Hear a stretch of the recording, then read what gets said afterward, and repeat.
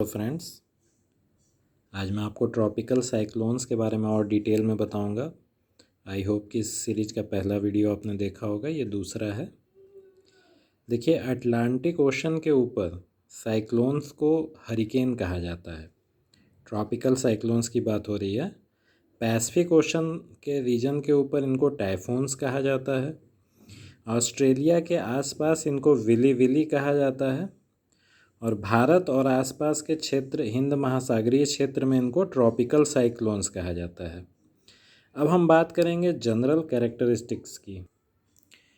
तो पहली चीज़ ये कि इनका साइज़ में बहुत वेरिएशन होता है। मतलब कुछ साइक्लोन्स होते हैं उनकी साइज़ काफ़ी बड़ी होती है, वो 80 से लेके 300 किलोमीटर तक की डायमीटर के होते हैं।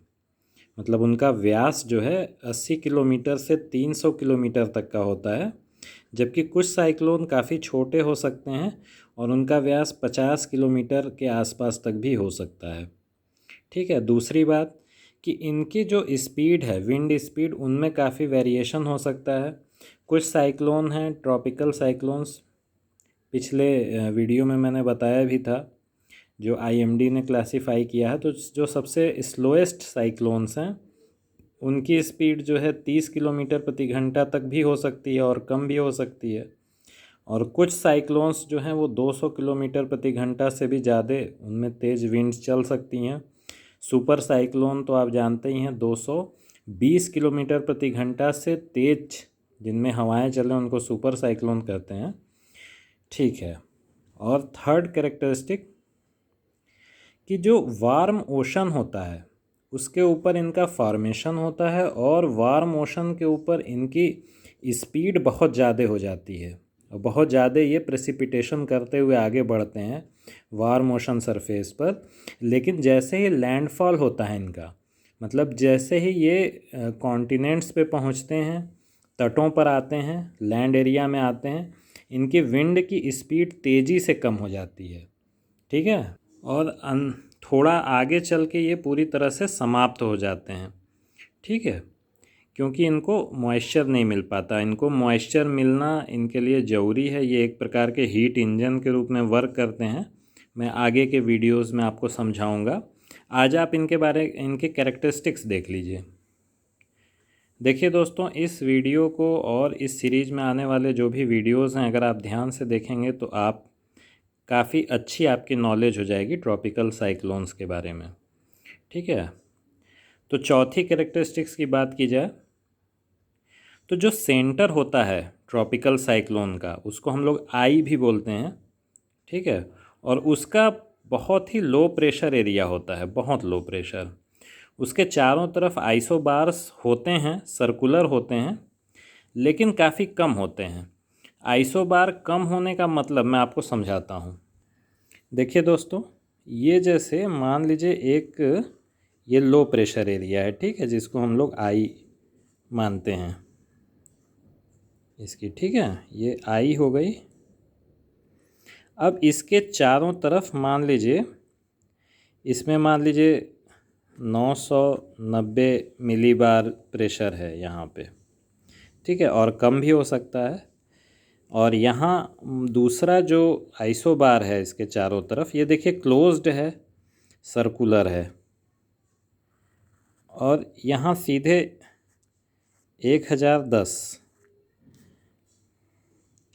1010 MB मान लीजिए यहाँ पे प्रेशर है।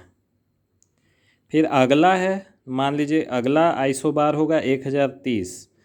तो इस तरह से कम आइसोबार हैं।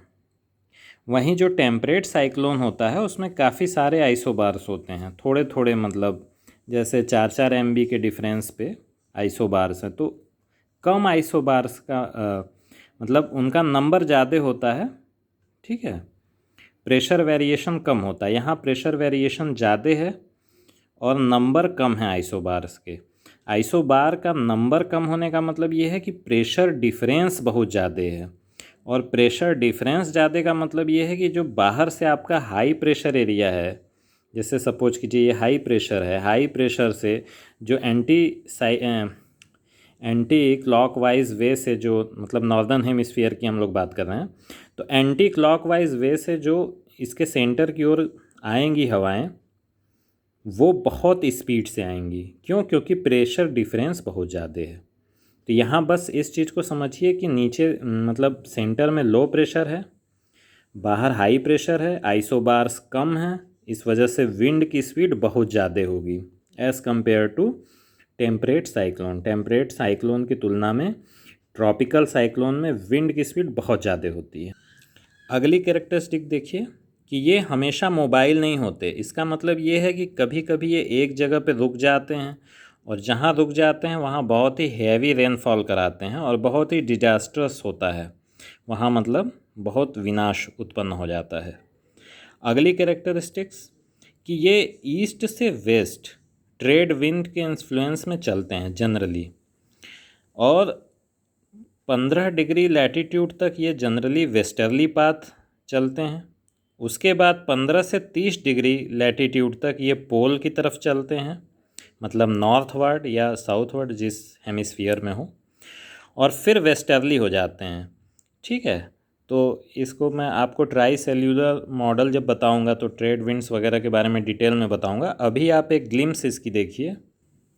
ये एक रफ डायग्राम है अर्थ का। ठीक है, ये इक्वेटर है, नॉर्दर्न हेमिस्फीयर की बात करें तो ये ट्रेड विंड है। तो इस तरह से देखिए, इधर से भी ट्रेड विंड चलती है और इधर से भी चलती है, यहाँ पे आके मिल जाती है इक्वेटर के पास, आइडियली मिलती है, जो इसको हम डोल्ड्रम वाला एरिया कहते हैं। ठीक है, और ये जो रीजन है, तो यहाँ अगर बनेगा मान लीजिए ट्रॉपिकल साइक्लोन, तो ये इसके अफेक्ट, मतलब इसके इफ़ेक्ट में आकर ये वेस्ट की ओर चलेगा। ठीक है, 15 डिग्री तक, 15 डिग्री तक ऐसे वेस्ट में जाएगा। 15 डिग्री से ऊपर जब चलेगा 30 डिग्री तक, तो ये पोलवर्ड चलेगा ऊपर की तरफ। ठीक है, और 30 डिग्री के बाद अगर इसका अस्तित्व बना रह गया तो फिर वेस्ट में जाएगा, क्योंकि जैसे ही ये ट्रॉपिक्स क्रॉस करते हैं इनकी पावर बहुत कम हो जाती है, क्योंकि जैसा कि इनके नाम से ही आपको क्लियर होगा, ट्रॉपिकल साइक्लोन मतलब बिटवीन द ट्रॉपिक्स। यहाँ ट्रॉपिक ऑफ कैप्रिकॉर्न है, ये ट्रॉपिक ऑफ कैंसर और ट्रॉपिक ऑफ कैप्रिकॉर्न के बीच में ही इनका प्रभाव क्षेत्र ज़्यादा रहता है। जब ये ऊपर जाते हैं तो ये काफ़ी कमज़ोर पड़ जाते हैं। ठीक है, तो ये आप याद रखिएगा कि पहले 15 डिग्री तक ये वेस्ट की ओर जाते हैं, 15 से 30 डिग्री तक ये पोलवर्ड जाते हैं, 30 डिग्री के बाद पुनः वेस्ट का पाथ अनुसरण करते हैं। अगली कैरेक्टरिस्टिक ये ऑलरेडी मैंने बता दिया था कि जैसे ही ये ट्रॉपिक्स को पार करेंगे ये वीक हो जाते हैं। ठीक है, अब देखिए ये बहुत सारा एनवायरमेंटल डैमेज करते हैं, बहुत मतलब नुकसान करते हैं। ठीक है, तो क्योंकि इनमें विंड स्पीड बहुत ज़्यादा होती है, तो बहुत सारे पेड़ टूट जाते हैं, मकान गिर जाते हैं, बहुत विनाश होता है। टाइडल सर्ज बहुत ऊंची होती है, मतलब बहुत ऊंची ऊंची टाइड्स आती हैं उस दौरान, तो काफ़ी ज़्यादा फ्लड और इनंडेशन वाली खतरा उत्पन्न हो जाता है। रेनफॉल इंटेंसिटी बहुत ज़्यादा होती है, मतलब कम समय में बहुत अधिक वर्षा हो जाती है, तो जिससे कि बाढ़ के हालात बन जाते हैं, हर जगह जल भराव हो जाता है, बहुत जनजीवन प्रभावित होता है। और एटमॉस्फेरिक प्रेशर काफ़ी लो होता है, जिससे सी लेवल में काफ़ी राइज़ हो जाता है। देखिए, प्रेशर कम होगा तो पानी ऊपर उठेगा, तो इसमें क्या होता है कि जहाँ आई गुजरती है साइक्लोन की, वहाँ प्रेशर काफ़ी लो हो जाता है। प्रेशर लो होने के कारण लहरें ऊपर उठती हैं, और वो लहरों के कारण बहुत मतलब बाढ़ वाले हालात बन जाते हैं, कोस्टल एरिया सबमर्ज हो जाते हैं। ठीक है, और कभी कभी ये काफ़ी दिनों तक रुक जाते हैं एक एरिया में, जिससे काफ़ी तबाही मचा देते हैं। तो दोस्तों, इस प्रकार ये दूसरा वीडियो इस सीरीज का संपन्न हुआ, और अगर आप लोग बने रहेंगे साथ में तो काफ़ी कुछ आपको यहाँ ट्रॉपिकल साइक्लोन्स के बारे में मैं बताऊंगा, और बहुत आपका ज्ञानवर्धन होगा। और अगर जो भी परीक्षार्थी हैं उनके लिए तो बहुत अच्छा है, और जो वैसे इंटरेस्ट के लिए भी देखना चाहें तो उनको भी जानना चाहिए। ये बहुत ज़रूरी चीज़ें हैं। ठीक है, वीडियो देखने के लिए आपका धन्यवाद।